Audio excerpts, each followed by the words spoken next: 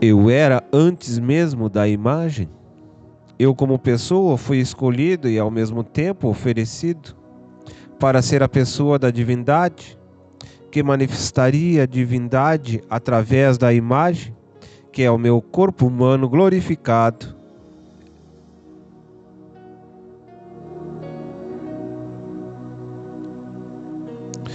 Isto passou antes da criação de Adão. Quando Adão foi criado, nós o fizemos conforme a imagem que já tínhamos para ser manifestada por mim, Colossenses 1,15. Assim, eu sou o primogênito da criação, no que se refere à imagem de Deus. Sou antes de Adão, que foi criado antes da minha semelhança planejada. Deus não tem princípio ou fim. Ainda que tivéssemos um princípio, este princípio seria a cada dia um princípio, porque nos renovamos a cada manhã. A cada manhã seríamos como somos, novos, e assim nossos princípios seriam fins, assim sucessiva e infinitamente. Sou infinito como a reta, sou o princípio do círculo e o seu fim. Sou o que era do ângulo, o que é do segundo ângulo e o que será do terceiro ângulo. Eu sou Deus, Ângelo. Porque não morro, Senhor, pois falo contigo. Porque não morro, Senhor, pois falo contigo. A glória do segundo pacto não te pode matar. Não te lembras de que disse o Espírito por Paulo? Assim como já alcançamos misericórdia, não desfalecemos, mas ainda que o nosso homem exterior esteja consumindo o interior, contudo, se renova de dia a dia. 2 Coríntios 4:1 e 16. Deus mesmo habita em vós pelo Espírito Santo e por minha palavra. Não podes falar de meu futuro? Que será de mim quando voltar, porque não me avisas de minhas tragédias e fortunas? Senhor, pois estou contigo. Se eu te mostrar teus inimigos e suas tramas, tu me pedirás que os destrua. Se eu te mostrar o fim deles, pedirás misericórdia e farás o mesmo que meu servo Abacuque. Se eu te falar de teu futuro, não poderás me agradar, porque não viverás por fé, mas por vista. Serás reprovado e não rejeitarás o oculto. Te desviarás, te confundirás. Se te aviso de todas as tuas tragédias que ocorrerão para teu bem e para minha glória, é porque não confio plenamente em tua fé, que poderás se desvanecer com a de Pedro. Se deixo de te avisar, é porque confio em ti, como confiei em Jó. Que te parece se continuarmos assim? Sim, Senhor, viverei por fé. Prostrei-me a seus pés para adorá-lo, mas ele me disse: levanta-te, quero abraçar-te. O meu Espírito Santo saberá preparar-te para as grandes batalhas que ainda terás na terra. Se tua fé estiver desfalecida, ele avisará onde estão os problemas, mas se não, terás que andar por fé. A voz era do Pai. Virei meu rosto ao trono do Pai, meus olhos brilhavam. Antes a discernimentadora presença de Deus, pensei intimamente, queria saber mais do Pai. Meu filho, tu não poderás entender-me por entender. Já te explicamos que somos o que era, o que é e o que há de ser. Assim é o Pai, nos dias passados, do passado e do que era, tempo e eternidade, éramos três em um espiritualmente. Um no seio do outro, João 1,18. Tu nos viste no Monte Santo antes da cidade ser inaugurada na morte e ressurreição do Cordeiro. éramos espírito. Deus era somente alma e espírito, mas na plenitude dos tempos, na dimensão que é, agora somos três fora revelados, e um de nós manifesta este Deus Espírito, que é o Espírito Santo. Um de nós revela a forma de Deus, a imagem de Deus, a lâmpada da glória, que é o Cordeiro. Eu, o Pai, sou Pai, porque a parte que a mim me toca é a glória, luz. Juntos temos atributos inesperáveis, temos nosso caráter, não podemos nos dividir em nenhuma circunstância, porque há um só Espírito que nos une, que sai de nós, que está e me somos nós. Se eu sou o fim, o Filho é o meio para vir ao fim. O Espírito é o princípio, somos iguais em importância e em autoridade. E foi do meu agrado que habitasse no corpo do Filho toda a plenitude da divindade, e assim será no que há de ser. Quem chegar à cidade do Deus vivo, no que é, nos verá como estamos, no que é, a quem for revelado o há de ser. Verá não um Deus unido em um só Espírito, mas Deus habitando em um corpo, sendo um e cordando em um. 1 João 5. Agora no vosso presente equivalente aos dias finais, do que é, o Filho terá tudo debaixo de seus pés. Mas agora mesmo, no que há de ser, tudo já está consumado. Ele já se assentou comigo no trono, e já habito nele. Naquele dia conhecerás que o Filho está em mim, e tu em mim, Ângelo, e eu em ti. João 14:20. A esposa do Filho verá este dia da ressurreição. Tudo é questão da posição em que te encontras na eternidade. Veremos este dia, Senhor? Sim, Ângelo. E aquele que vencer se assentará com ele, o Filho no seu trono. Apocalipse 3, 2, 1. Apocalipse 3, 21. Salmos 45, 14 e 15. O Pai chama a noiva de rainha, minha filha. O Cordeiro, dando passos suaves, pôs as mãos nos meus ombros e disse ao anjo: espere-o aqui. Sim, Senhor, encurvou-se. Pela primeira vez fiquei a sós e longe do enviado. Não podia me conter e, ao dirigir-me a ele sozinho, queria adorá-lo.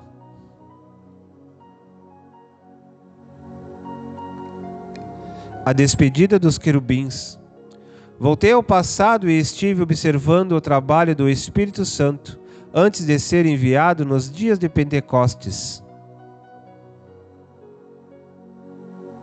O Espírito Santo esteve no céu por muitos dias. Estou me referindo aos dias em que ele saiu da terra, no capítulo 6 de Gênesis. Como ele amava o mundo e como gostava de estar no meio dos homens. Mas estes foram maus e se corromperam.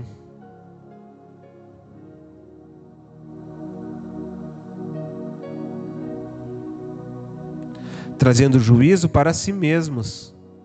O Espírito Santo, enviado ao mundo para vencê-lo do juízo e do pecado, foi tirado da terra, voltou para o trono outra vez. Gênesis 6:3, Ezequiel 1:14 a 21. E ali ficou até o dia determinado por Deus. Apocalipse 1:4, 5:8. Ângelo, veja o trono, sempre está em movimento. O Senhor Todo-Poderoso reina, Sua Majestade é gloriosa. Quando o trono se move, muitas coisas acontecem. É como se o céu se transferisse para outro lugar, mas permanece a presença de Deus. Quando ele sai para as reuniões com seus anjos, o trono também sai. Ele viaja no seu trono, juntamente com eles. Todos os 24 anciãos se movem, Apocalipse 4:5. Ele viaja sobre as nuvens, levado pelos querubins de sua glória. O trono se move como se movia o tabernáculo nos dias de Moisés. Os querubins são os coatitas, que levam as arcas nos ombros. Alguns dias atrás, nós fizemos uma visita à terra nos dias do profeta Ezequiel, replicou o anjo enviado. Eu estive lendo tudo aquilo, fiquei um pouco confuso sobre a visão que ele teve no primeiro livro. Sim, agora já posso entender. Fale-nos o que você compreende sobre isto, porque vocês preferem que eu fale? Perguntou Ângelo. Reconheço-o como um canal fértil e limpo para falar sobre isto. Sobre você se move o Espírito Santo. Esse sentimento é diferente para nós, os anjos. Você se move por fé e nós pelo que vemos. Vocês gostariam de ser como nós e nós como vocês. Vocês têm um corpo físico e nós um espiritual. Nós não podemos andar e viver no mundo de vocês para servir melhor a Deus.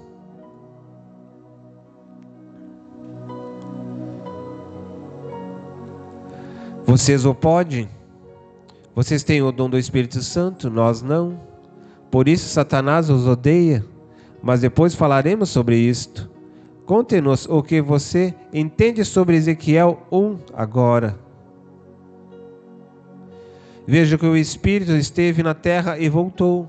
Ele é tipificado como a pomba de Noé. Foi enviado, não encontrou lugar onde pousar e voltou. Depois de 7 dias, hoje voltou como um ramo no bico. Isto tipifica o seu ministério de boas novas na vida de Cristo e na ressurreição.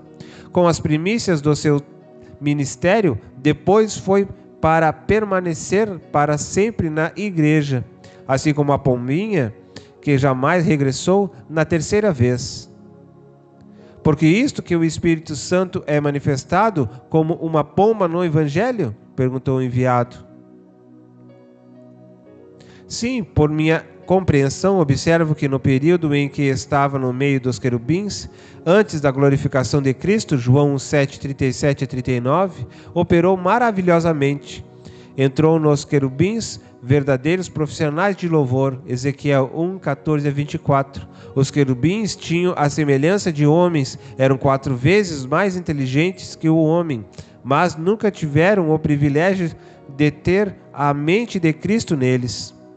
Os querubins eram servos mais serviçais por serem como bezerros, nunca desobedeciam, tinham mãos de homem, podiam obedecer e louvar, tinham asas e podiam voar, eram rápidos para resignar e obedecer, não se viravam quando andavam, e isto quer dizer que não perdiam tempo para obedecer, estavam aptos para obedecer e ir a qualquer direção ordenada? Sim, Ângelo, foi assim. Que instrumentos de serviço, exclamou o anjo. Tinha autoridade e a imagem do reino neles mesmos. Tinham cara de leão, como águias. Sua visão não estava limitada para compreender os propósitos de Deus. Cobriam-se com suas asas, porque, embora capazes, eram reverentes. Embora tivessem como seguir caminhando a qualquer direção com sucesso e voar aonde viesse conveniente, aonde vissem conveniente, não se moviam sem ser pela ordem do Espírito Santo.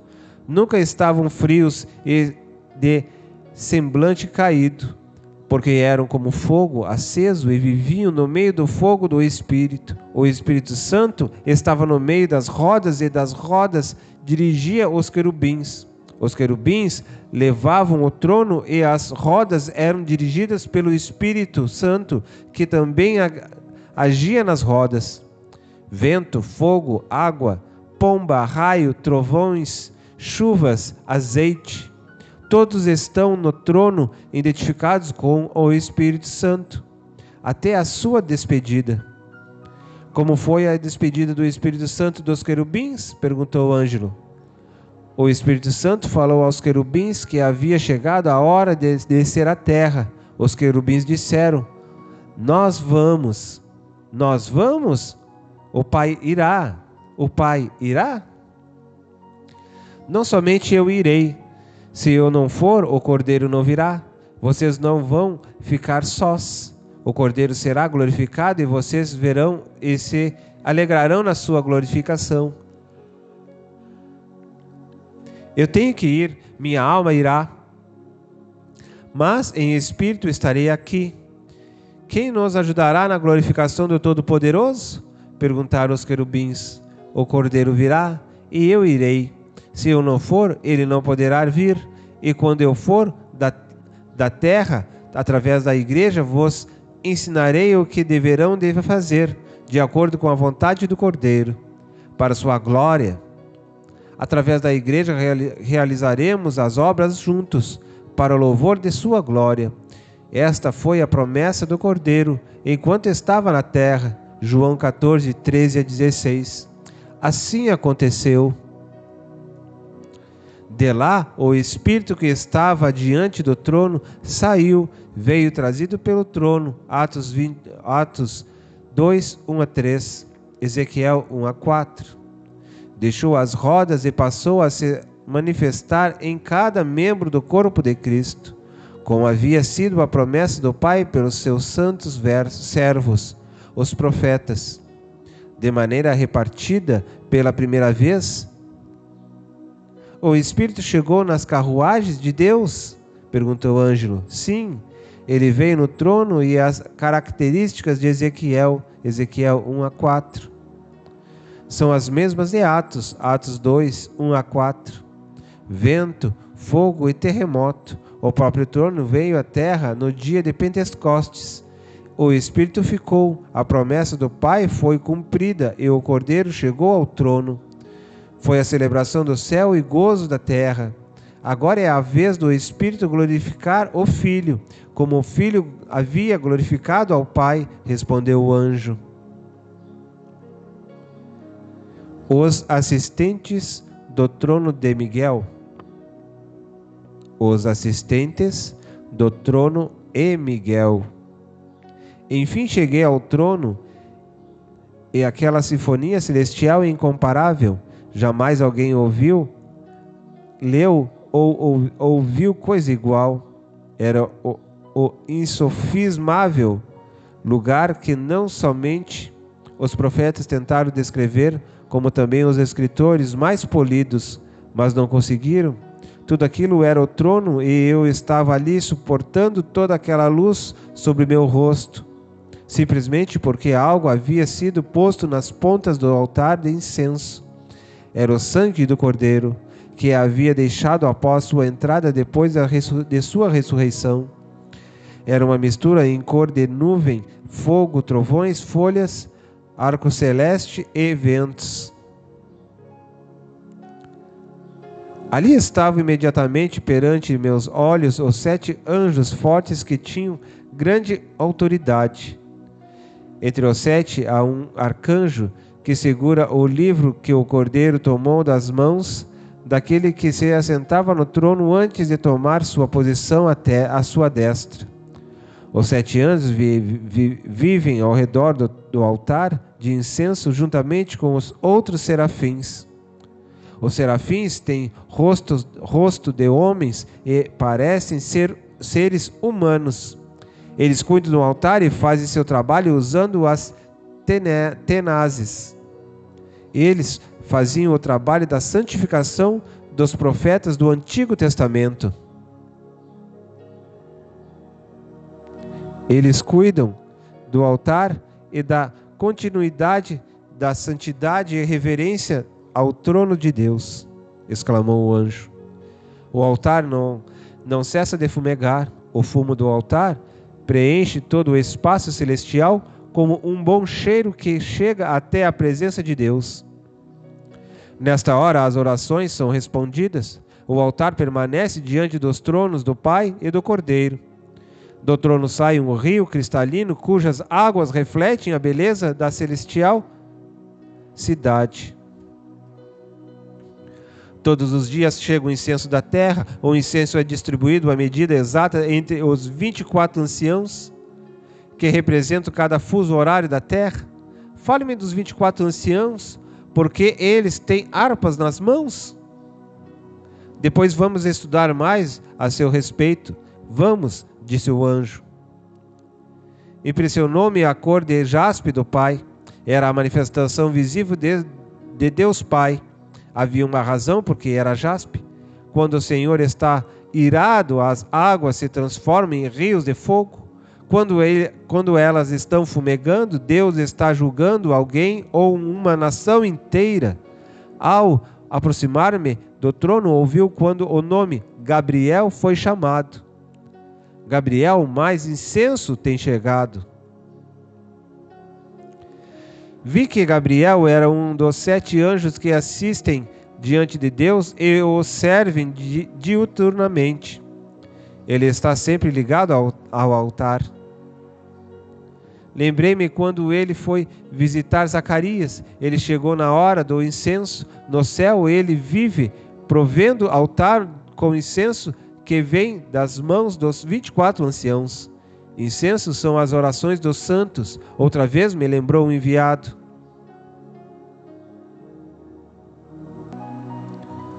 Aquela trombeta nas mãos do anjo tem algum significado? Claro que sim, disse o enviado.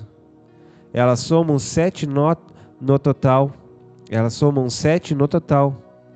Cada uma pertence a um dos 7 anjos assistentes. Gabriel é um daqueles que vai tocar as trombetas dos juízos de Deus, sobre as quais lês no grande livro da Revelação. Gabriel tem participado de grandes eventos que mudaram a história dos homens e que cumpriram as profecias. Todos nós, os anjos, o respeitamos muito. Miguel, o príncipe do povo de Israel, foi chamado. Sim, meu Senhor, ó Todo-Poderoso El Shaddai, e se prostrou. Comparecia diante do chamado de Deus. Miguel, havia guerra na terra. Os inimigos de Israel haviam se reunido para destruí-lo. Ouvíamos o clamor dos fiéis no meio das lamentações. Miguel compareceu e perguntou ao Senhor: Senhor, o meu povo vai ser atacado. Tenha misericórdia do teu povo. Abrevia os tempos. Deixa-me expulsar os principados da Pérsia, que venceu o principado da Grécia de uma vez. Tu não poderás vencê-los se não houver um do teu povo que ordene que seja feito assim. Levanta as 2 testemunhas, as 2 oliveiras. Espere, Miguel, definiu o trono. Sim, majestade, estou a teu serviço. A guerra, anjos não podem passar nas regiões celestiais. Vá e os proporcione passagem. Ordenou-lhe definitivamente o trono. Assim distribuiu todos os demais arcanjos de sua assistência e os enviou a vários lugares da terra. Depois voltaram os anjos. Conversávamos quando um deles, com trajes de guerra, chegou às portas da cidade, trazidos pelas patrulhas. Trazia uma copa de ouro, agradecimento, louvor. Quando eles vêm com as copas assim, significa que houve vitória nas regiões celestes e os arcanjos os ajudaram. Veja o que vai passar. O anjo levou a copa e a depositou às mãos do ancião daquela hora. Era o ancião da hora nona. Depois veio um serafim e o recolheu, entregando ao anjo que tinha o ofício de derramar o que há no incensário, no altar. Quando derramou, houve fumo, e o fumo encheu o trono. Jó 26:9. Depois chegou Miguel. Por que Miguel chegou agora? Miguel é o príncipe dos anjos de Israel. Ele é muito amado e respeitado. Ele e os seus anjos vão batalhar contra Satanás. Ele uma vez enfrentou o querubim Lúcifer, o luzeiro, e o expulsou do céu. Vai enfrentá-lo novamente e o expulsará das regiões celestes. Depois vai amarrá-lo e lançá-lo no abismo. Seu nome significa quem é como Deus. Satanás tem muito ódio dele. Nos dias da morte de Moisés, eles se encontraram. Satanás queria o corpo de Moisés. Miguel o repreendeu, mas eles vão se encontrar na batalha do século. João viu a luta no que há de ser. Daniel viu no futuro. Daniel 12, Apocalipse 12, 7 a 10. Miguel não lutará só. Ele lutará com as ordens das duas testemunhas e por causa das orações dos santos que estiveram vivos na grande tribulação. A oração dos que creram durante a grande tribulação será de grande utilidade. Morrerão, mas depois ressurgirão. O que acontecerá quando Miguel os expulsar à terra? Perguntou o Ângelo. O céu ficará livre e limpo. Será possível ver o céu e o tabernáculo. O impedimento será retirado como um véu. Isaías 27. Quando o céu for limpo, a Nova Jerusalém poderá assumir o seu lugar definitivo. Isto é o que mais perturba Satanás. Este dia não foi o dia em que Jesus viu quando os discípulos começaram a expulsar os demônios na grande comissão? Foi assim. Jesus viu quando Satanás, como um raio, caiu do céu. Lucas 20. Por enquanto as chaves estão em vossas mãos, Ângelo, anuncia a teu povo que é hora de resistir e estabelecer a vitória de Cristo na terra. A ordem não é atacar e criar.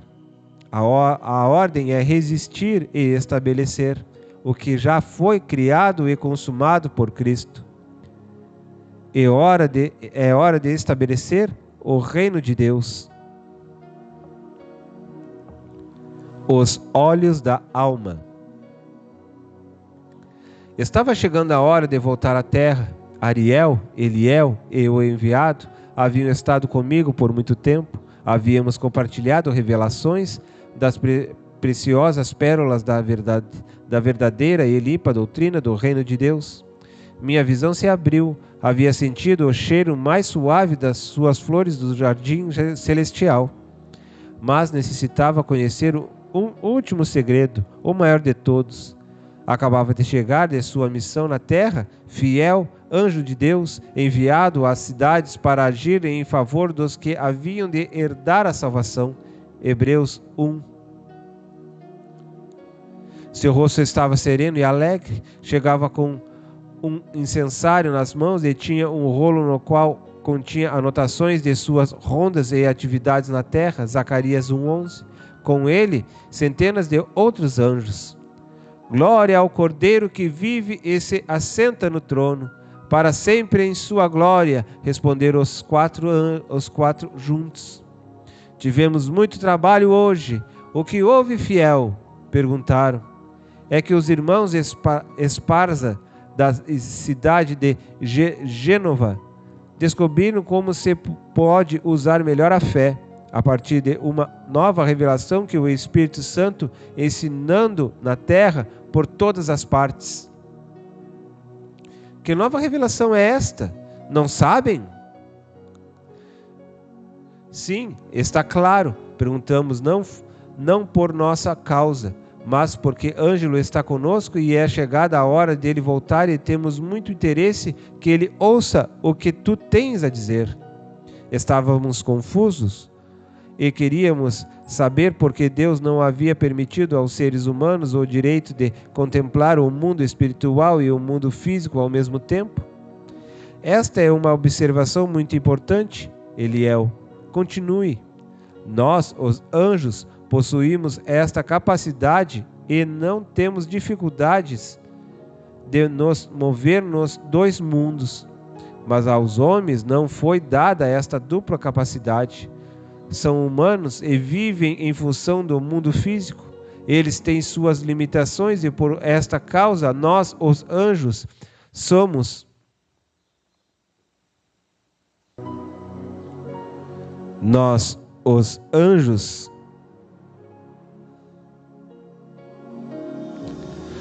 considerados por eles como sobrenaturais. Sim, disse Ângelo. Isto é o que pensamos. É verdade, mas nós somos normais. Vivemos naturalmente. Não há nada sobrenatural em nós. Sim, para nós, os anjos são e sempre serão sobrenaturais, disse Ângelo. Não, vocês é que são sobrenaturais, deviam saber disto. Desafortunadamente, vocês não têm compreendido nem alcançado esta medida de fé, disse o anjo. Nós, os anjos, verdadeiramente estamos muito preocupados, porque os homens querem conhecer o mundo espiritual através dos diversos meios disponíveis que Satanás tem apresentado.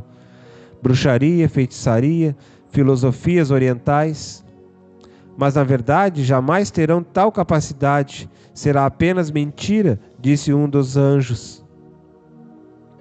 Ângelo, vou te mostrar como vivem vossos irmãos na terra. Vamos. Era um número catalogado de histórias bem vividas que os anjos costumavam assistir para conhecer determinados momentos e situações de algumas vidas às quais íamos ser enviados. Eram informações detalhadas de suas vidas. Eram um arquivo fenomenal da vida das pessoas terrenas. Veja esta pessoa, ela vive nas Filipinas, Ângelo.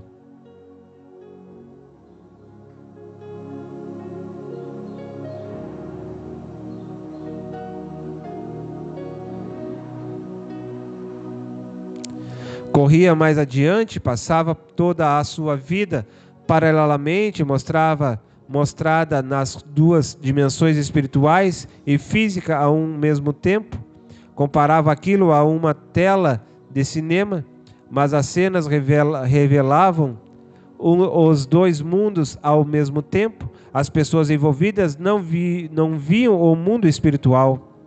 Foi a primeira vez que entendi que nós nos movemos em dois mundos ao mesmo tempo, ainda que não o vejamos. O mundo espiritual estava mesclado de anjos e demônios. As pessoas circulam entre eles.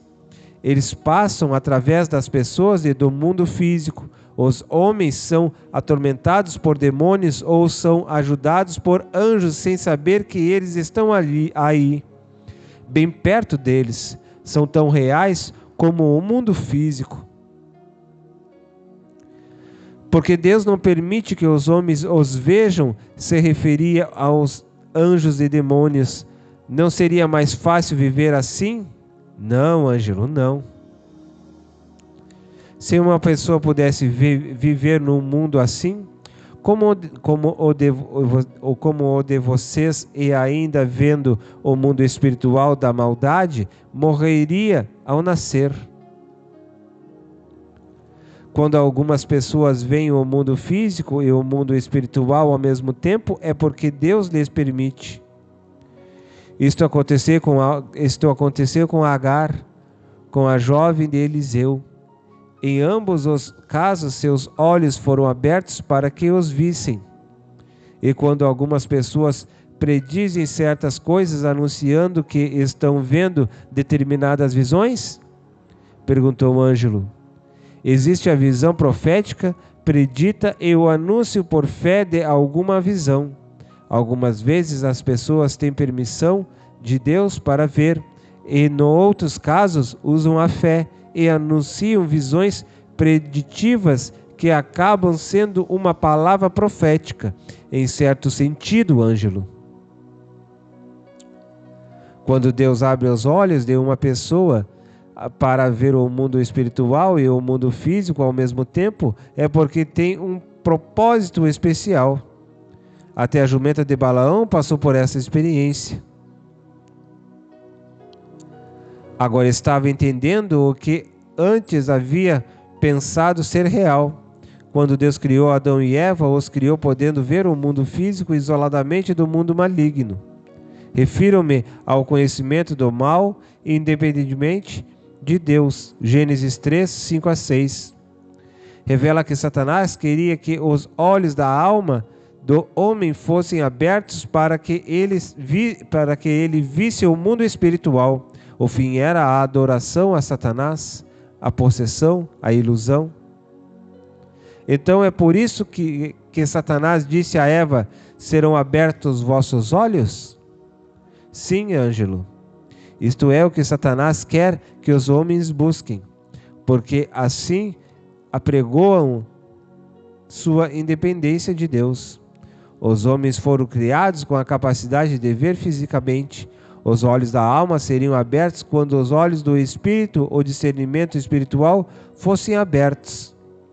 Depois de terem passado pela prova da escolha entre as duas árvores, automaticamente os seus olhos seriam abertos. Mas Adão aceitou ver o mundo espiritual independentemente de Deus. Este tem sido o problema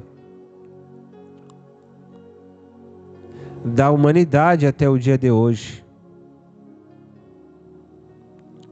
Através de feitiçaria, Satanás leva o homem a conhecer ilusoriamente o mundo espiritual e real. Por isto, as drogas, a bebida e as seitas orientais levam o homem a um estado zero da mente humana, propiciando a revelação de um mundo espiritual enganoso e ilusório ao homem. Como também abre portas para a possessão demoníaca.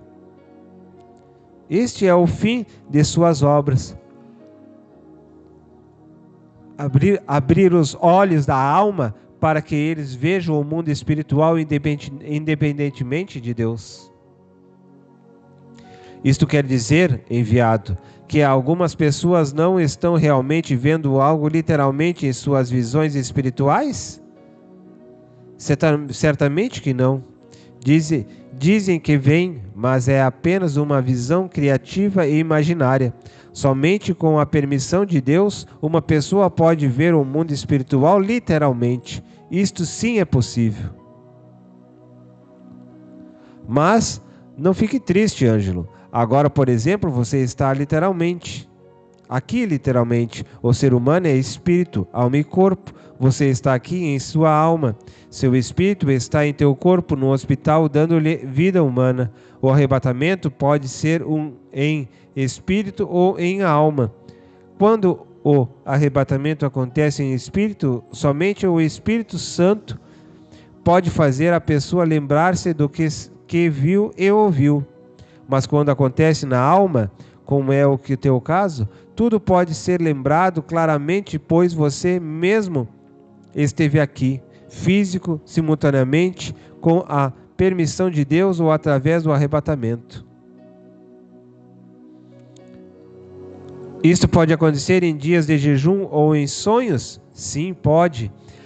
Alguns já estiveram aqui em espírito, em sonhos, e não se lembram. Outros, quando faziam jejum de vários dias, já estiveram aqui enquanto dormiam. No teu caso, várias vezes já estivesses aqui assim, antes dessa experiência atual. Porque tem que ser assim? Porque assim vocês glorificam mais ao que está assentado no trono, Ângelo. Quantas vezes nós mesmos nos alegramos quando vocês, sem saber, derrotam os principados e potestades usando apenas os olhos da fé. Olhos da fé? Perguntou. Sim, os olhos da fé. Os olhos da alma naturalmente estão fechados, mas Deus deixou no lugar dos olhos da alma os olhos da fé, Ângelo. Com eles você agrada a Deus de maneira grandiosa. Ele se alegra quando os seus filhos, em confiança absoluta a Ele, usam a sua fé para glorificar seu nome. Sem fé, é impossível agradar a Deus, terminou o anjo. Os donos do reino. Minha mente havia passado por uma renovação indescritível. As ruas cristalinas irradiavam luz para cima e para baixo. A transparência de tudo permitia-me ver fundamentos das palavras e sua solidez. No interior da cidade, podia-se ver o centro do trono. e as almas cheias de ternura.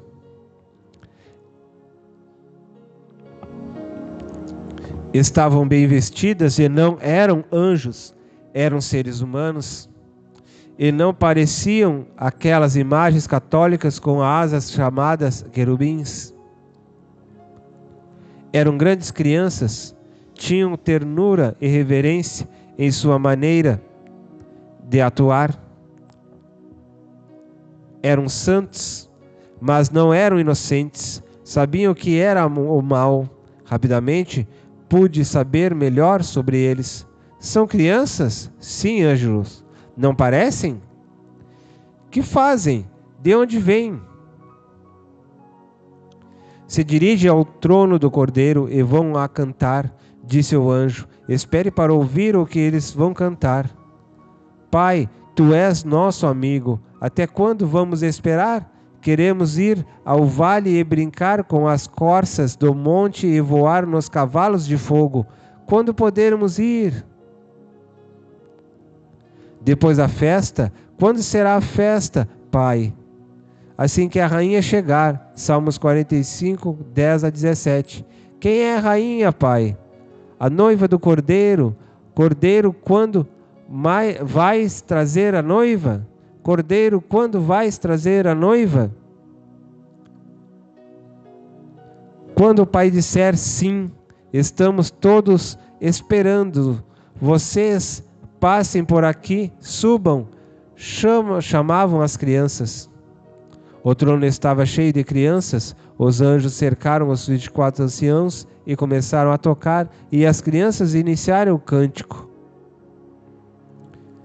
Da boca das crianças, fundaste a fortaleza, fostes uma criança, venceste a Herodes, triunfante, a semente cresceu, todo homem tem que ser como uma criança, quando crer como uma criança, quando descansar como uma criança, vencerá a serpente, sairá triunfante.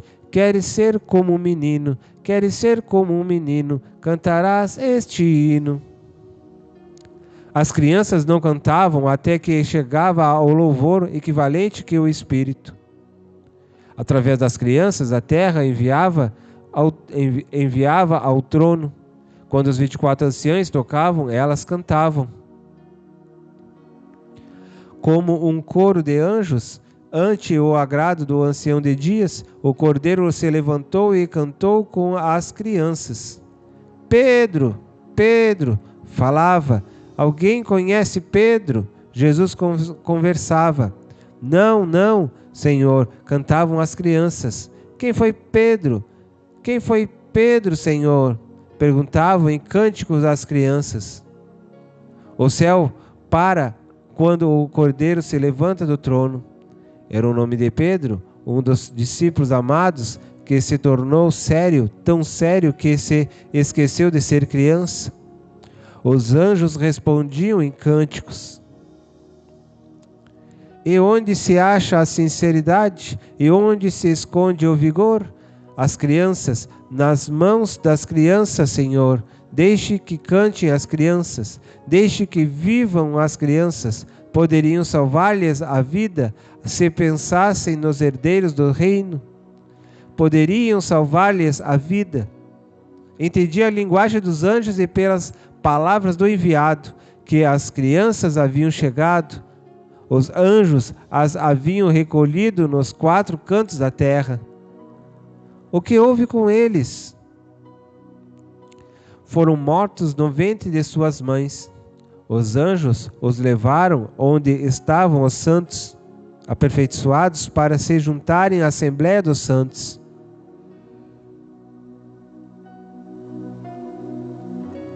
Os anjos os levaram onde estavam os santos, aperfeiçoados para se juntarem às Assembleias dos Santos. Como um batalhão de pequenos soldados, saíram e foram cantando no meio dos anjos.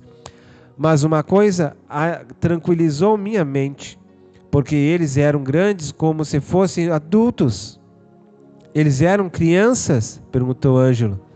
Ângelo, a alma não tem tamanho, o corpo tem tamanho, mas estas crianças, quando ressuscitarem, terão um corpo conforme a uma criança, conforme a imagem de uma criança. Agora suas almas parecem grandes, mas na ressurreição regressarão a seus corpos. Porque não se comportam como adultos? Não é possível, porque a alma somente adquire maturidade no corpo. Assim como saem do corpo, permanecem, e enquanto vivem no corpo, adquirem maturidade pelo desenvolvimento do corpo. Agora não podem ver nenhuma criança no tamanho do corpo de criança, porque nenhuma criança foi ressuscitada como a Cristo ou a um Moisés. Quando houver passado com teus irmãos pela ressurreição dos mortos em Cristo, verás este lugar cheio de crianças como pombinhas aos milhares no reino dos céus. As crianças perguntaram: quando vamos voar nos cavalos de fogo? Quando os anjos vão nos levar a andar nas corças celestes? Está pronto, herdeiros, é questão de horas. Vocês virão o vale quando passaram os cavalos de fogo, que eram aqueles que os guiavam. Vamos, crianças, passem, entrem. As crianças queriam descer ao vale do Éden. Lá estacionam os cavalos de fogo. Foi uma luta levá-las dali.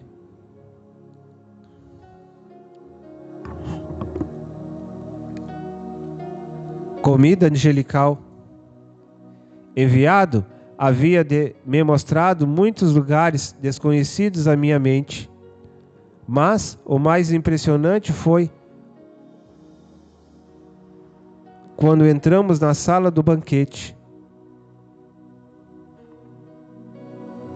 Uma enorme sala entre o mundo espiritual e o Monte Santo.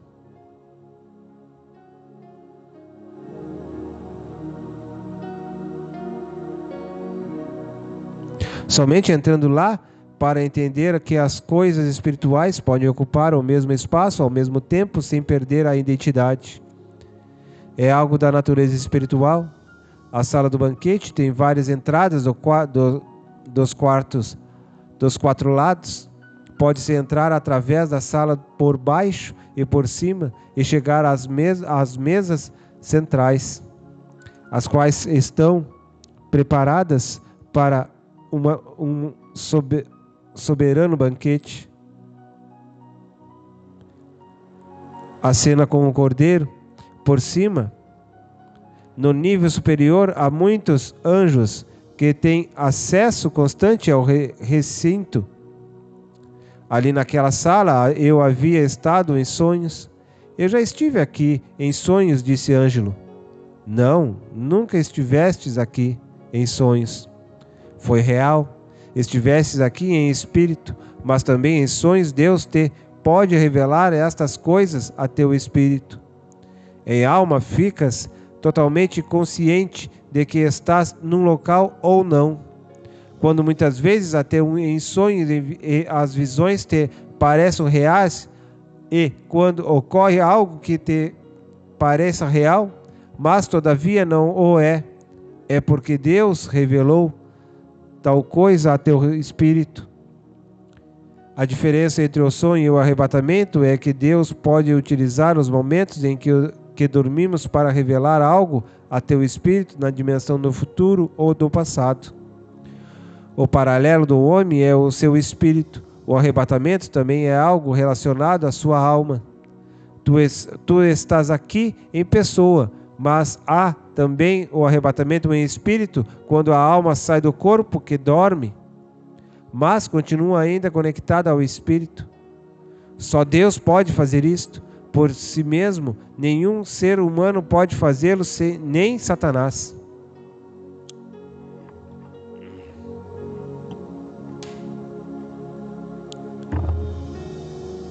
Assim é possível lembrar-se do que se passou no sonho ou visão, porque o espírito ainda está ativado na mesma dimensão. Quando há arrebatamento em espírito, Sem a conexão da alma, a pessoa vive realmente em outra dimensão, mas não lembra do que se passou, explicou o enviado. Já estive aqui, sim, eu me lembro. Sim, estive aqui em 1987, quando dormias, um anjo de Deus foi visitar-te e teu espírito foi trazido a este lugar. Já te disse que não era um sonho, parecia, mas não era um sonho. Sim, tu disseste, para que estive aqui? Eu sei que estive aqui. Onde está a mesa com a comida? Lá está. Oh, sim. É a mesa que vi. Agora me lembro, foi como se fora ontem. Eu estava em jejum por 7 dias. Que difícil foi para mim lá em Santa Ana, em Califórnia. Nós sabíamos que seria difícil. Nós te ajudamos a vencer, falaram os anjos que estavam conosco. Eu me lembro que descia o Polo Louco para comer no 3º dia, mas não pude comer porque a atendente derrubou a comida no balcão. Eu regressei, arrependido, ao meu quarto e passaram o 5º e 6º dia. Moisés, o grande servo de Deus, também sofreu as mesmas tentações. Elias, Ezequiel, Daniel. Moisés, por exemplo, Ângelo, esperava 6 dias até que Jeová descesse a ele no monte. O jejum é uma das coisas que o Senhor quer restaurar antes da ida do Cordeiro, explicou o enviado. Eu me lembro que no 6º dia à noite fui dormir. Pensei que andava na carne, porque querer dormir depois da meditação e oração. Eu queria estar desperto. Não, Ângelo, aqui muitas pessoas se enganam. Desde Adão a João, o evangelista, o jejum traz consigo a doutrina do sono. Como? Explique-me melhor. Sim, qualquer que fizer jejum, conforme tu o estavas fazendo naturalmente, terá sono. Vem naturalmente, agrada a Deus. O jejum está ligado a 4 coisas no mundo, coisas muito importantes, Ângelo. A oração, a leitura, a meditação na palavra de Deus e o ato de dormir, descansar em Deus. O sono vem da parte de Deus sobre ele. 1 Samuel 26:12, Gênesis 2:21. O mesmo aconteceu com Abraão, quando já cansado enxotava as aves de rapina que vinham sobre o sacrifício. Aí está um exemplo de oração. Assim os inimigos vêm das regiões celestes para atacar quando o sono chega. Deves descansar e esperar Deus falar. Muitas vezes Ele apenas está disciplinando nosso descanso até que nos fala verdadeiramente. Assim passou com Abraão, Gênesis 15, Daniel 10:9 e 10, Ezequiel 3:24, Elias, 1 Reis 19, 4-14. Porque tem que ser assim? Porque através do jejum o corpo físico fica sem alimento no estômago. A falta de alimento no estômago propicia visões, alucinações, etc. Mas Deus opera através do jejum. A finalidade principal do jejum não é alcançar alguma coisa desejada na carne, mas a comunhão do Espírito, o alimento espiritual do espírito humano, a comunhão direta do Espírito com Deus. Isso traz uma unção especial, porque o Espírito Santo e o Espírito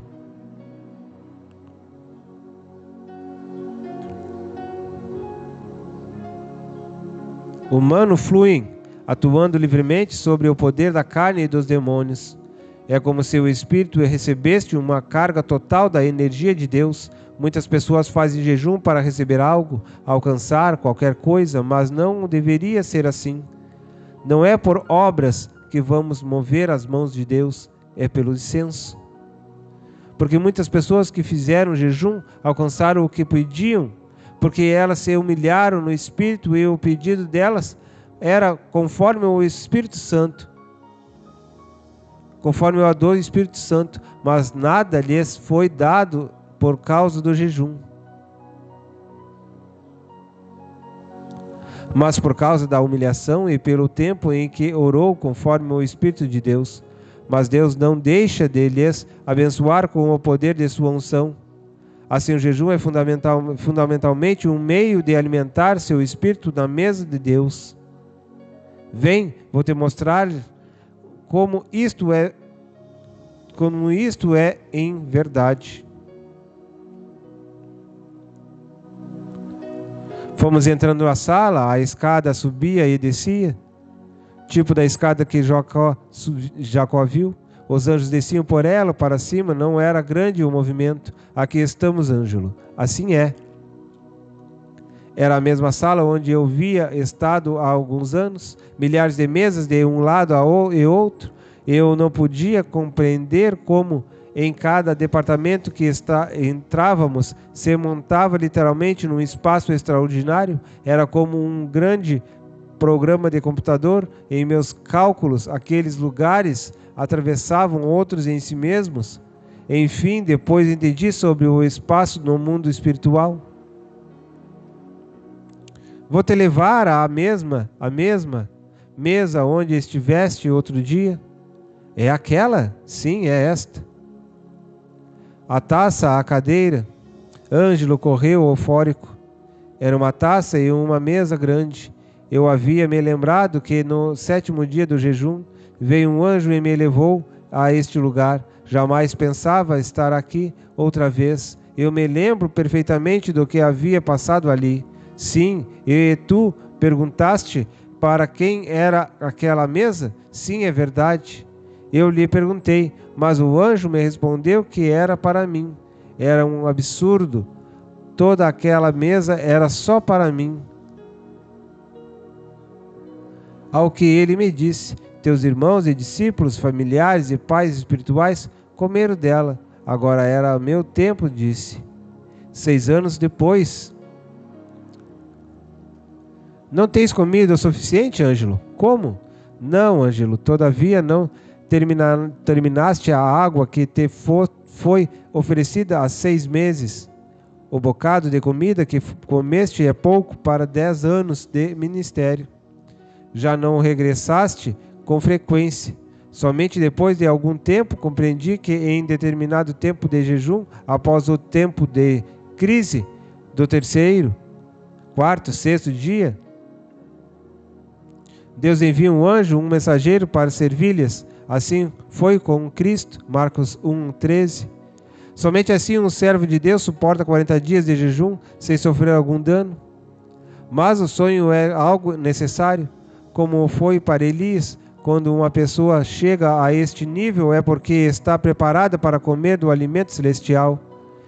Em um incompleto jejum de 12 horas, nunca uma pessoa chegará a este nível. Ainda assim, Deus o recebe como sacrifício de louvor. Ângelo, há uma comida para comer. O cordeiro lhes avisou na terra. João 4:32. Quando jejuas, em determinado tempo, vamos levar o alimento a teu espírito, que automaticamente te alimenta fisicamente. Todos os servos de Deus que foram grandes diante do seu Senhor não iniciaram seu ministério sem o jejum. O exemplo de Cristo, Moisés, Elias, Daniel, João, Davi, Ezequiel, eles alcançaram comer de sua mesa o suficiente. Todo o tempo esse alimento está aqui? Anos e anos? Ângelo, aqui nada se corrompe. Sentia-me envergonhado por ter comido e bebido tão pouco. Eis aqui a razão porque poucos se desanimam, porque poucos se desanimam.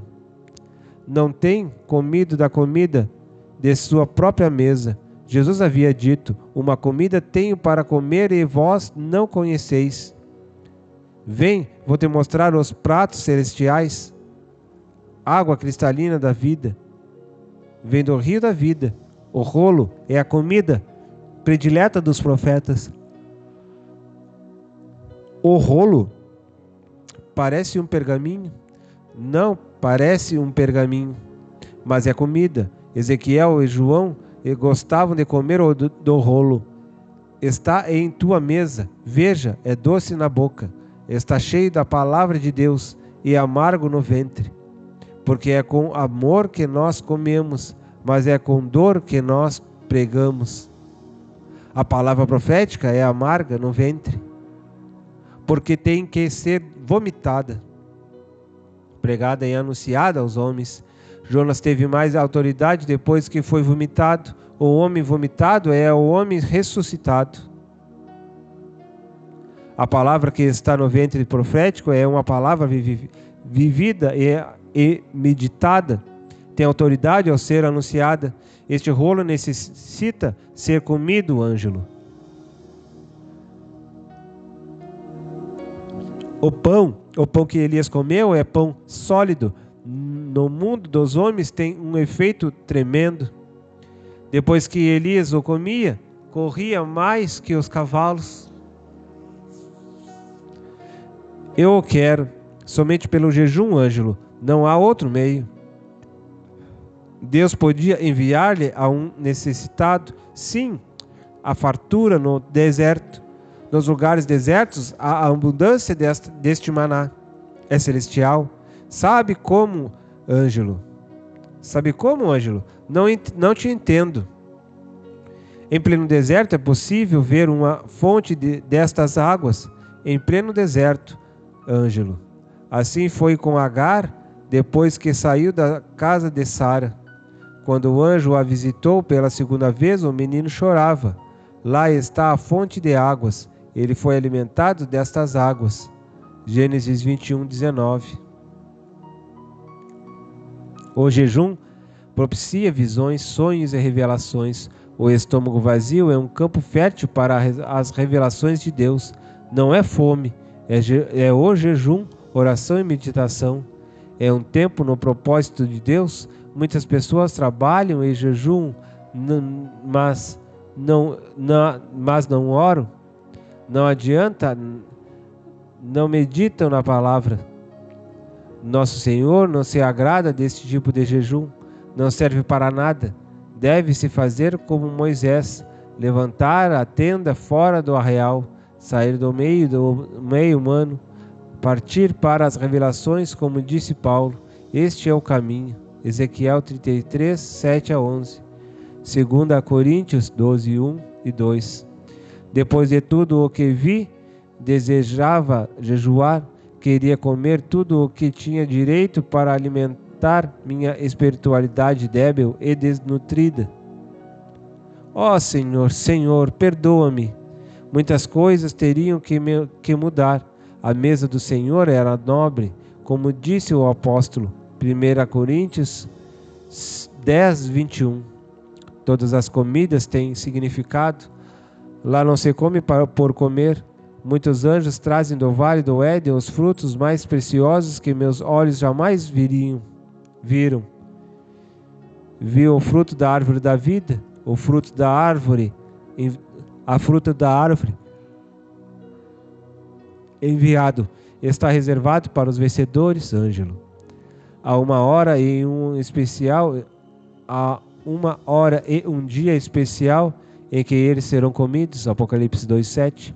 A taça, havia muitos tipos de taça na mesa do Senhor.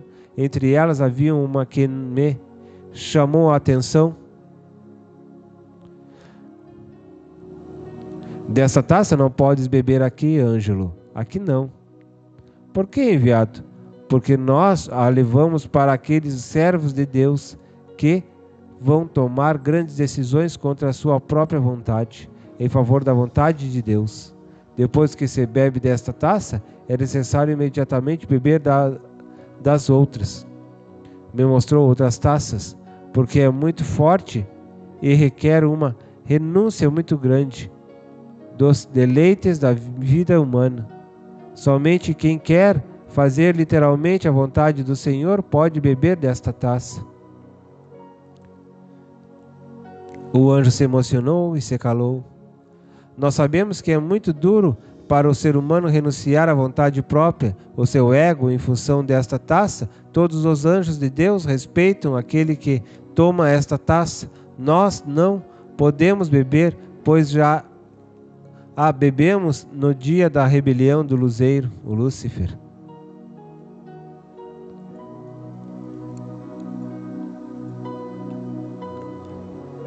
Olha a minha mesa. Que vês, Ângelo? Minha taça? Não há muito. Tens bebido de tua taça, Ângelo? Respeitamos-te por isto. Tens tomado a tua cruz para seguir ao Senhor? Poderia ser um homem muito bem-sucedido em tua vida de negócios? Poderia ser muito famoso na terra, mas depositaste tudo no altar e tens bebido tua parte? Tens passado no Getsemane da vontade e tens chegado ao Calvário do corpo? Há uma comida para comer, Ângelo, disse o enviado. Aqui no céu nós, como podes ver, não temos uma vida de rotina. Estamos em plena ação. Tudo aqui é ação e reação. Todas as comidas representam uma lição especial, Ângelo. Por exemplo, os querubins são seres de reações. Eles se movem a cada movimento do trono na terra ou no céu. Quando o Cordeiro ou a igreja realizam algo, eles dizem amém. Quando chegam a dizer amém, é porque já se tornou realidade no céu. Com o passar do tempo, verás a realidade na terra. Homens e mulheres fortes no espírito se alimentam paralelamente desta comida. Lembra-te de Pedro, que estava em jejum no terraço? De onde veio a comida? Atos 10, 11, 12. Do céu, respondeu o Ângelo. Parecia terrena, mas era maná celestial. Tinha sentido. Era para fortalecer a vida ministerial de Pedro, mas ele era muito tradicional em sua maneira de pensar. Quase que ele perdeu a benção. Assim Davi, no dia de que veio ao sacerdote comer o pão, ele estava vivendo o que deveríamos passar em espírito, buscar comida com o nosso sumo sacerdote para enfrentar o Saul de nossa vida. A comida celestial nos fortalece 40 vezes mais. Nenhum dos servos de Deus que jejuava mais tempo deixa de provar a comida destas mesas, Ângelo. Alguns anjos entravam e levavam comida, outros levavam a outros servos que jejuavam na terra. Outros eram trazidos à mesa. Deus as pode enviar a seus servos de várias maneiras. Os frutos que os anjos traziam do vale do Éden eram apetitosos. Não podia compreender porque os anjos comiam. Enviado, passou pela mesa e tomou um dos frutos. Nós comemos como o Cordeiro, depois de sua ressurreição, comeu. Ângelo, o ser angelical, também come. Nós gostamos de carneiro assado. O ângelo de Jeová era Cristo e durante o Antigo Testamento comeu carneiro, porque não havia encarnado, mas depois de sua encarnação somente comeu peixe. Eu sei que tu tens não entender o corpo.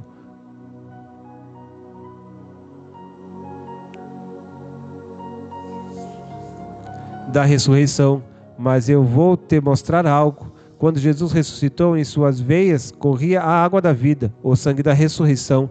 Ele mesmo vos falou: correrão rios de águas vivas em seu interior. Era desta água que ele falava, deste sangue que deviam beber. Não era sangue humano de Cristo, mas da água da vida. É o Espírito Santo literal, que corria em suas veias como água viva. Por esta razão, todas as coisas que vêm ao ventre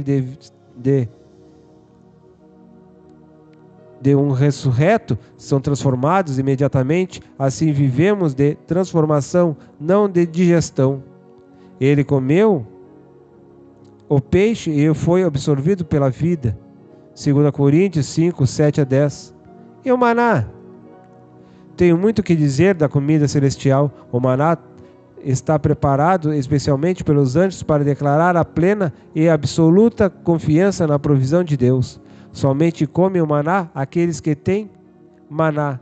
àqueles que têm aprendido a confiar plenamente na provisão de Deus. O ato de comer o maná significa um prêmio por aprender a confiar em Deus. O maná é a comida mais forte que tem aqui no céu, a que traz o memorial e nutrimento.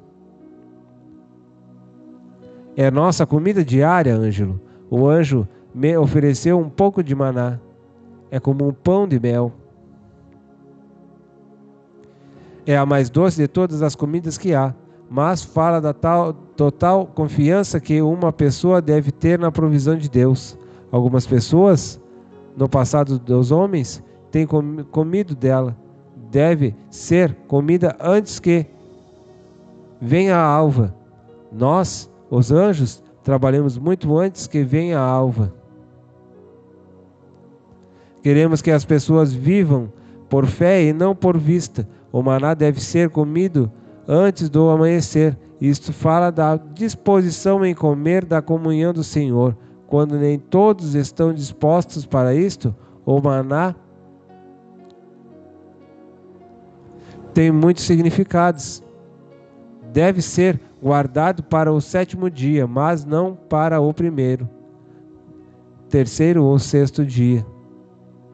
Se uma pessoa guarda o maná do 1º ao 2º dia, aparecem bichos e cheira mal. Isto ocorre na terra. No céu não ocorre tal coisa. Este fenômeno vemos somente na terra.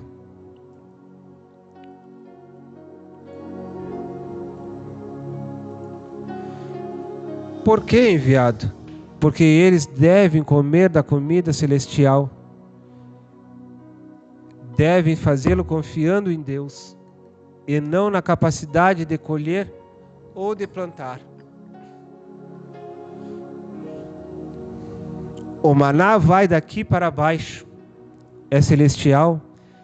É provisão de Jeová. Não deve ser guardado de um dia para o outro. Isso significa que, se recebermos do alimento da palavra de Deus, devemos vivê-lo no mesmo dia e não armazená-lo na mente, para mostrá-los aos outros no dia seguinte, sem termos meditado nela, sem termos vivido em nós mesmos. Quando isto não ocorre, temos bichos na mensagem porque não se tomou vida em nós que a pregamos. Que significado tem quando é guardado no 6º dia?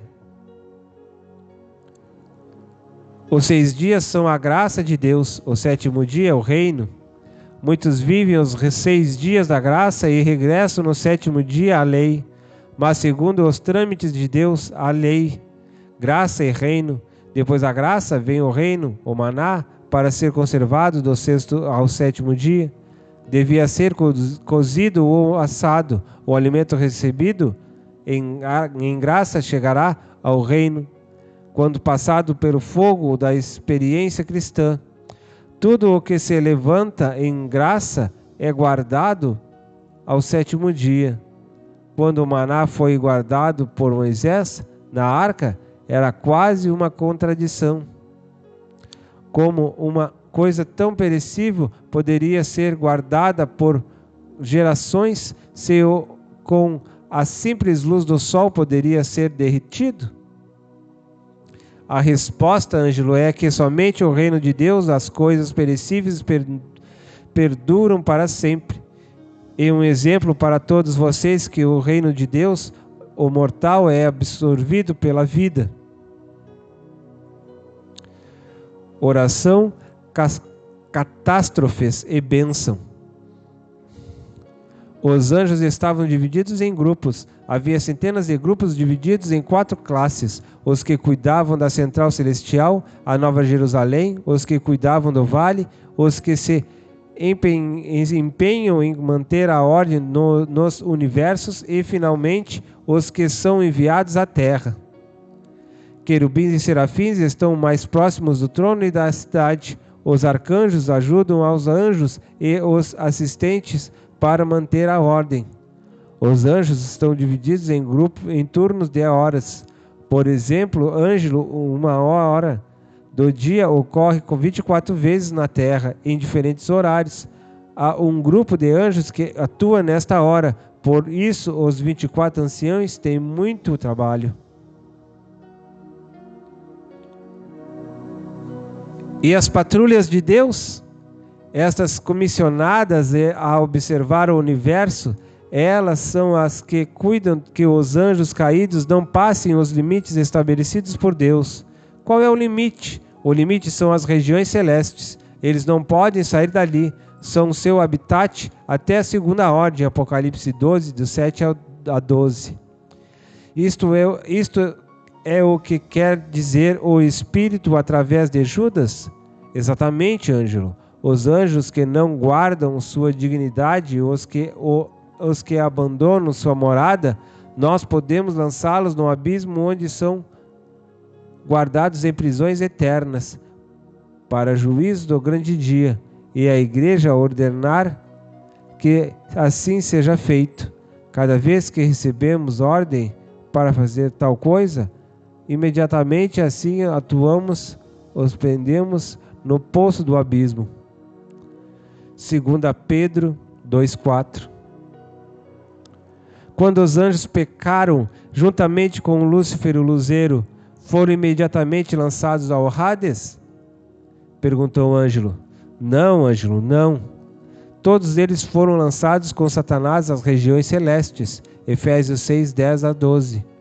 Porque milhares deles saíram sob o comando de Satanás e desobedecendo novamente, vieram à terra, dominaram desde o princípio no mundo anterior ao dilúvio, invadiram Sodoma e Gomorra com o juízo de Deus, respectivamente através da água e do fogo. A primeira coisa que Deus fez foi amarrar os anjos caídos e lançá-los ao poço do abismo. Assim toda a cultura demoníaca daqueles dias nunca mais será levantada. Nunca esqueças que todo demônio que encontrares na terra, seja em pessoa, cidade ou lugar, estará fora de seu domínio, de seu domicílio, e por esta razão podemos lançá-lo no abismo.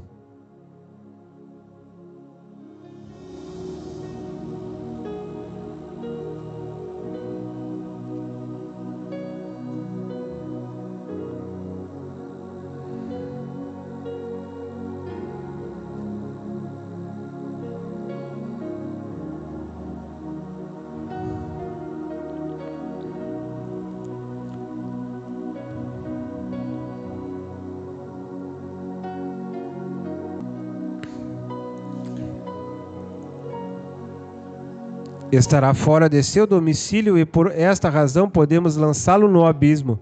2 Pedro 2,4. O segredo da vitória de Cristo é que ele sabia perfeitamente sobre isso.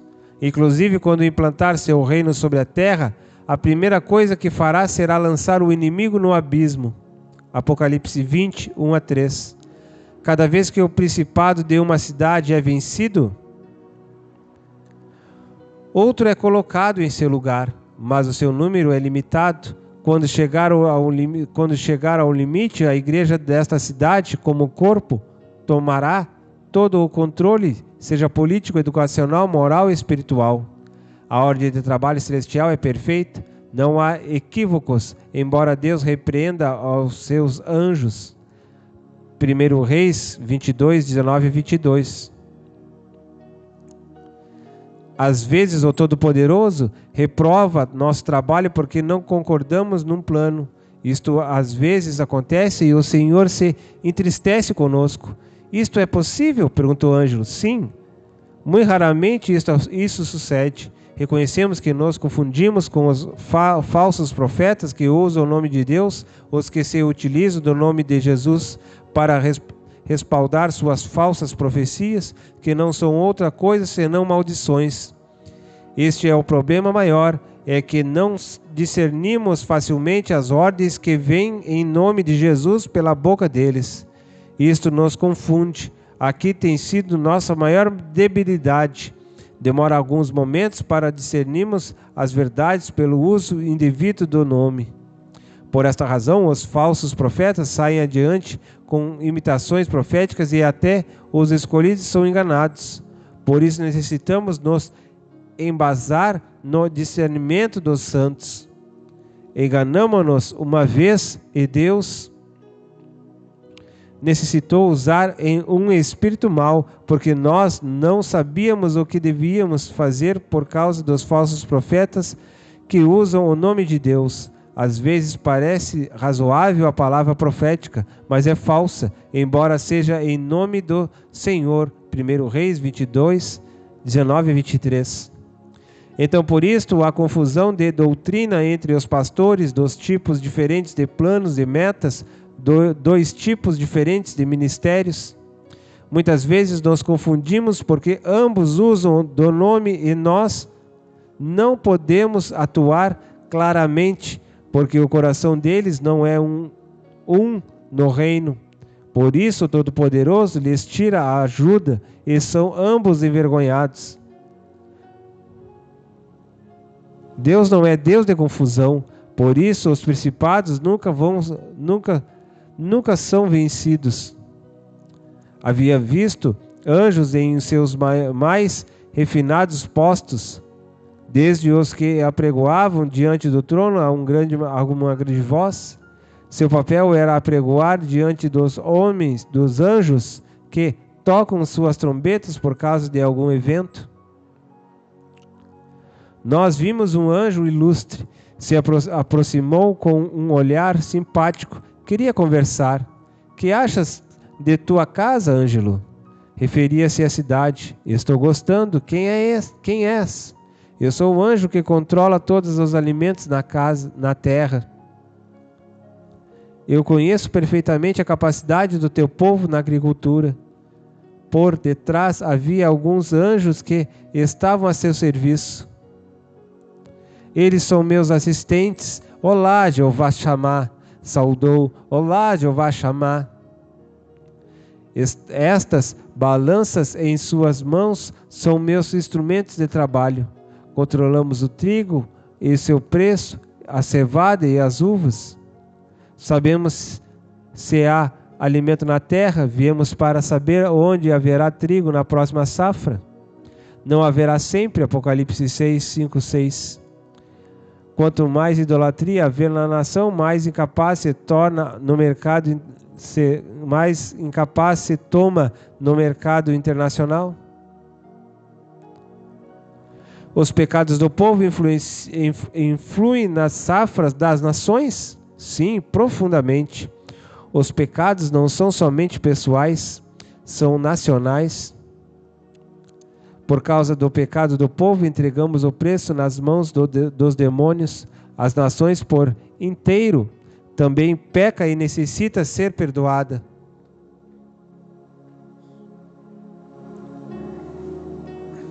Os santos necessitam pedir perdão pelos pecados de sua nação.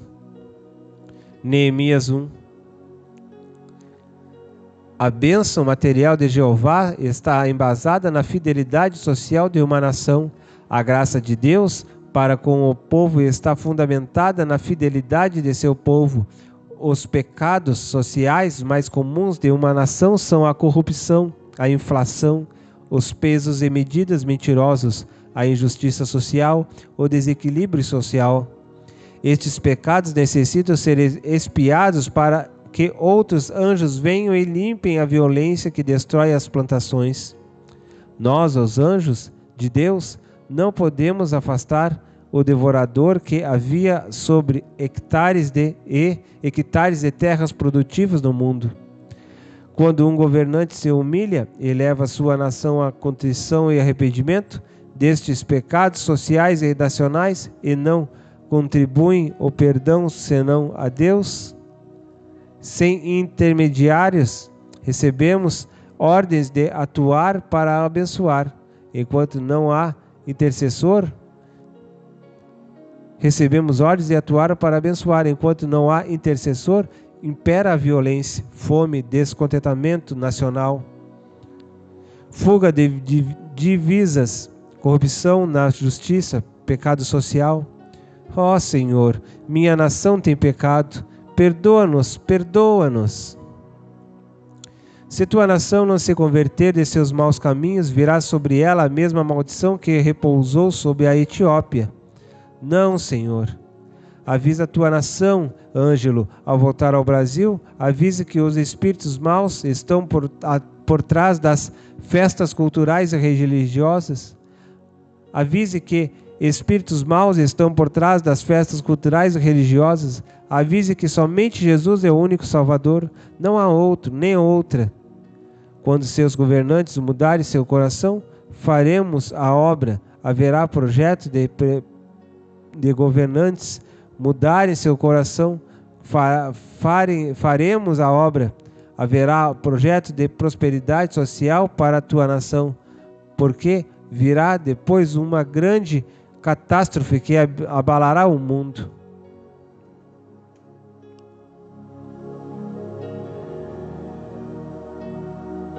Será assim como foi com o México, Chile e Argentina, quando o povo orou, houve catástrofe. Por quê? Porque foram destronados os principados e potestades que atuam na corrupção do teu povo, serão destruídos e desalojados. Isto é uma guerra espiritual. Quando há guerra espiritual, há catástrofes na região do conflito, o coração da gente se sensibiliza e nós operamos. Pensei e reservei em minha mente as 3 palavras: oração nacional, catástrofe e, posteriormente, bênção. 100 peças de reposição. Na passagem pela região celeste, o enviado disse que mais tarde explicaria o que se passava ali. Nas negras regiões tenebrosas onde estava o trono de Satanás, em algum momento antes de meu regresso, estava pensando sobre a volta e preocupou-me o ter que forçosamente regressar por ali outra vez. Ali é a região do conflito, Ângelo. Ali é o local de batalha diária entre os anjos e os demônios, retrucou outro dos anjos que estavam conosco. Ali a cidade finalmente ficará quando chegar ao seu lugar. Apocalipse 21, 23, 24. Aí fora o lugar onde ele nos assentou nas regiões celestes, mas Satanás está aí até o dia em que Miguel o varrer para a terra. 3 anos e meio antes da cidade chegar, Miguel o expulsará dali, definitivamente para a terra e o mar. Ele está pressionado por cima e por baixo. Satanás necessita de ser pego, disse Ângelo. Sim, Ângelo, mas não será fácil assim. Na cruz, após a alma de Cristo ser liberada pelo Pai de seu corpo, ele expôs Satanás ao vitupério diante de seus demônios. O céu fechou a porta, tudo ficou escuro no mundo e na ocasião da cruz, tudo foi definido quando Cristo tomou-lhes as chaves do Hades e foi liberar os justos dali. O Leviatã será a arapuca de Deus para pegar Satanás, o querubim caído. Jó 41, Isaías 27:1, Apocalipse 12, do 7 ao 12. Nenhum homem na terra poderia suportar Satanás definitivamente. Ele será lançado no mar e dali reinará por pouco tempo na terra através do anticristo e o falso profeta. Por isto que o anticristo fará as suas tendas no mar? Sim. O poder do anticristo virá no mar. O mundo já adora hoje os demônios do mar, treinando enquanto não chega à realidade. Nos dias do anticristo, as oferendas ao mar serão um culto contínuo e diário na terra. Quando Satanás encarnar-se no corpo do Leviatã, chegará a hora definitiva de seu juízo. Ali será aprisionado, torturado e preso. Romanos 2:20. Apocalipse 20, 1 a 3. Isaías 27, 2. Assim como Cristo necessitava encarnar-se para atuar na terra e cumprir o seu propósito, também Lúcifer, o luzeiro caído, terá que se encarnar no Leviatã para que seu juízo seja conhecido na terra. Romanos 8:3. Por que as trevas cobrem a terra nestes últimos dias com muito mais intensidade? Perguntou Ângelo.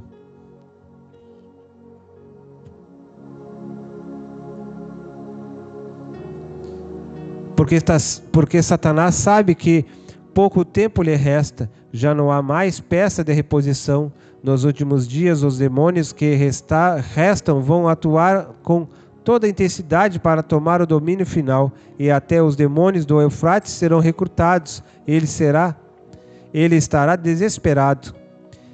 Que quer dizer porque está rindo, enviado? Satanás, há quase 6 milênios, está gastando sua munição na batalha espiritual. Um grupo muito grande de demônios foi tirado da terra e lançado no abismo, com Apolion, Apocalipse 9, 11, 1 Pedro 3, 18 a 20, os quais de lá não saíram até o juízo eterno. Nos dias de Sodoma e Gomorra, uma grande parte deles foi lançada também ao mesmo lugar. Novamente, ele ficou sem uma boa parte de seus comandos e comandados. Cada vez que a igreja envia um demônio para lá, é grande o problema para ele. Lucas 8, 29 a 32. Nos dias de Jericó, outra grande parte foi lançada para o abismo.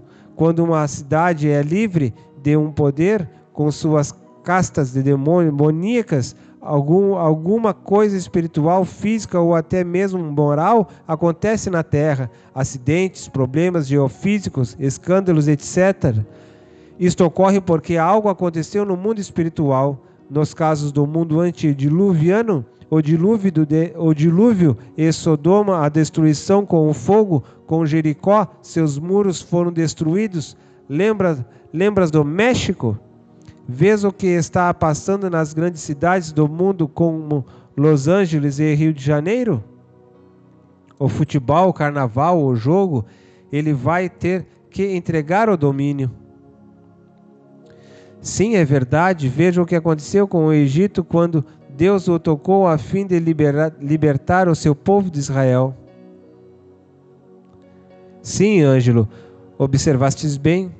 Estávamos ali quando tudo aconteceu. Para que o povo fosse liberado, dali tivemos muita luta.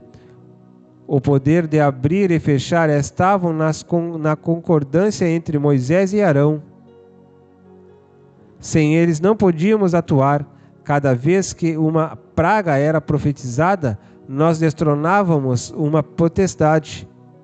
Cada animal representava uma potestade que imediatamente assumia o lugar da outra que havia sido retirada, cada vez através da atuação dos anjos. Salmos 79, 49. Um principado era destronado, o coração do povo se tornava mais gracioso. Êxodo 3, 21. Havia uma reação no povo por causa da liberação das potestades, mas imediatamente após a saída de uma potestade, Satanás enviava outra potestade. A luta era tremenda. Quando você lê que o coração de Faraó era endurecido logo após o seu arrependimento, era porque outra potestade assumia o controle do Egito.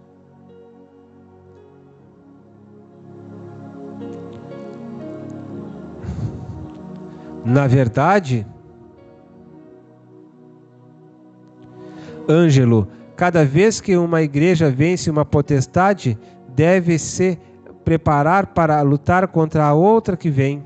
Quando Davi lutou contra o gigante Golias, pegou 5 pedras do rio, sabes por quê? Não, enviado, porque em uma guerra há muitas batalhas. O gigante Golias tinha outros irmãos. Não vencemos uma guerra com uma única batalha. Naquele momento ele tinha uma batalha para vencer, mas a guerra iria requerer todas as outras 4 pedras. É verdade, enviado. Devemos nos preparar com munições em abundância.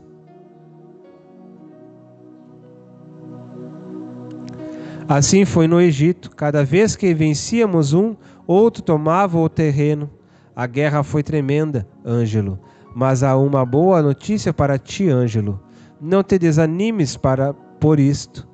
Sim, eu preciso saber quando se acabam. Dependo da situação estratégica da cidade. Dependendo da situação estratégica da cidade, Satanás pré-estabeleceu um número certo e imutável de principados e dominadores para cada cidade da terra. Assim foi feito muito tempo antes de você existir na divisão da terra. Gênesis 10, 31, 32. Grandes cidades como México, Hong Kong, Nova York, São Paulo, Londres, Los Angeles, etc. têm um número certo de principados em fila para atuar. À medida que um deles é vencido, ocorre algo na região física da cidade. Quando um deles é destronado, então outro assume, assim sucessivamente. Isto vai ser sempre assim? Não, Ângelo. Veja quando a igreja derruba um deles, Lucas 10, 17 a 20, então outros assumem. Mas observe bem que Satanás não é onipresente, nem seus demônios se reproduzem, mas a igreja se reproduz. Aqui está o mistério, Ângelo. Com o tempo ele estará sem peças de reposição, e muitas cidades serão dadas à igreja local. Em todas as áreas, a igreja assumirá o comando, ainda mesmo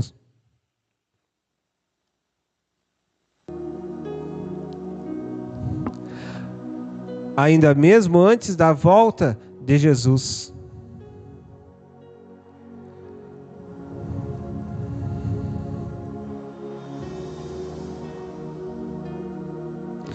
Por exemplo, o controle do Egito veio depois de vencermos os 10 principados do Egito.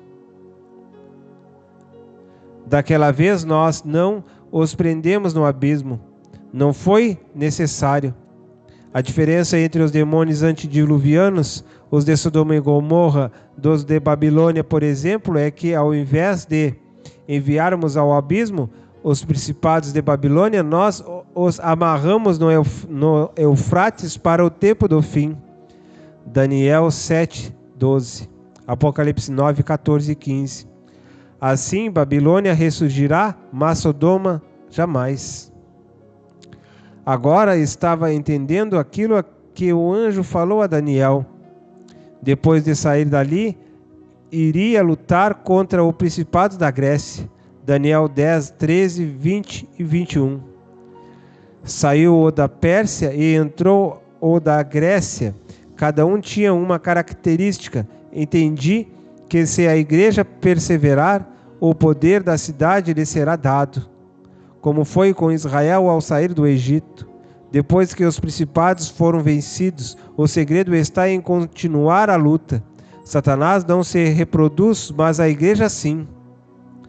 É por isso que as igrejas estéreis não podem tomar o domínio de sua cidade, porque já aceitaram os reinos do mundo, como a um prato de lentilhas. Lucas 4:6. Isto quer dizer que ele não pode enviar outro principado de outro país para repor o que falta. Quando um deles sai de seu domínio e vem aonde não deve e nem pode estar, a igreja pode lançá-lo no abismo. Judas 6:7. Sim, pode. Mas para isso tem que haver guerra. Então aquela região passa ao domínio do outro principado. É a única saída. Eles mesmos não se aceitam. Então é por isto que há guerras nas nações. Ó Deus, por que não soube disto antes? Sim, assim os principados de outra região tomam o domínio que antes não era seu, pelas guerras. Então Satanás está ficando sem principados para atuar em determinadas regiões. Então vão haver muitas guerras nos últimos dias. Sim, vão. Se a Igreja de Cristo não tomar o domínio, aí tudo é vão. Ângelo, porque através das guerras há troca de principados. É isto que você viu, o principado da Pérsia que saía para dar lugar ao principado da Grécia. Você deve saber um pouco da história. Sim, eu sei ainda, assim está escrito em Daniel 7. Então a igreja pode assumir o domínio. Sim, é claro que sim. Como fomos enganados que somente no milênio poderíamos reinar na terra, se Salomão tivesse pensado assim. Isto é o que resulta a falta de conhecimento, Ângelo. O Espírito quer ensinar-lhes, mas não se deixam. Aonde você descobriu isto, se a revelação é dada à igreja? Nós lemos uma parte de um livro escrito por um servo de Deus que morreu em um naufrágio nas ilhas do Pacífico em 1825. Não foi publicado. Esta informação o Espírito lhe deu em grande tribulação. Ele as escreveu, mas somente agora nós estávamos informando a alguém como tu, porque te interessaste. Vamos, Ângelo, é hora de regressar. A despedida. Permaneci no céu muitos dias, tornei-me amigo de enviado e do anjo a quem eu puramente o chama. Vários outros estiveram comigo e me mostraram muitas coisas, lugares onde eu não poderia ir. Eu via através da visão celestial algo possível para o arrebatamento, para o arrebatado. Por muitas horas permaneci na dimensão do que será, e os relatos que ouvi, não posso escrever somente de uma vez. Na hora do retorno, tudo se tornou muito numa invisível manifestação de respeito, amor e melodia. Senti que saía para uma grande missão na terra. Ainda me sentia um ser humano. Os anjos eram anjos e eu ainda era Ângelo. Não posso esquecer quando vi a mim mesmo no meio dos redimidos. Era eu, sabia que era eu, sentia-me como se o fosse. Lembro-me até agora quando o cordeiro saía em seu cavalo branco e os milhares de cavalos saíam e o meu cavalo estava vazio. Eu não me via ali, e me senti tão triste, e o anjo me consolou. Eu me vi na dimensão do que será. Não necessitava de fé, eu via tudo. Poderia ver o físico e o espiritual. Do lado do céu ninguém necessita esforçar-se para ver. Ali se vive por vista com a permissão de Deus. O anjo estava me trazendo de volta. Fui vendo à distância as portas de pérola, o vale mais baixo, a escuridão terrível, as cores tornando-se uma só e a luz pequena. Em comparação à glória que vi, era de um efeito sobrenatural. Sobre as densas trevas, através das quais passamos, o anjo me disse algumas palavras. De repente, passaram arcanjos voando diante de mim. O caminho se aclarou por alguns momentos. Chegou a hora, os arcanjos já estão a seus postos. É hora de voltar. Somente vais te lembrar das coisas que vão ser necessárias. Tenha cuidado de guardar a fé. Você precisa dela para voltar e para viver na terra. Em poucos minutos estaremos juntos, acenou o anjo. No momento em que me despedia, os outros anjos se apresentaram no meio de todos. Eles apareceram por poucos segundos. O meu anjo tinha a face de varão íntegro e justo. Seu rosto era límpido e transmitia-me uma sublime convicção de serviço e obediência. Mas rapidamente foi desaparecendo. enquanto tocou-me a mão e começamos a voar, à luz das espadas dos anjos ao redor. Foi aí mesmo que eu entendi que era a luz do mundo. Sentia-me mais seguro vendo a face do meu anjo. Mas ao sairmos e ao desembainhar a sua espada, ele foi desaparecendo, começando de sua cabeça aos pés, à medida que nos aproximávamos da terra. A hora mais terrível de todas foi quando tivemos que atravessar e passar as regiões celestes. Um lugar escuro e terrível, horrível, sem palavras para defini-lo. Demônios se moviam, principados, tronos, potestades, cheiro de fumaça, se movia na dimensão das regiões celestes. Senti temor de segurança por alguns momentos, senti a sensação de alguém que segurava em minhas mãos. Quando o meu anjo desembainhou a espada e começou a desaparecer, mas eu sentia que alguém estava segurando as minhas mãos. A sensação foi distinta.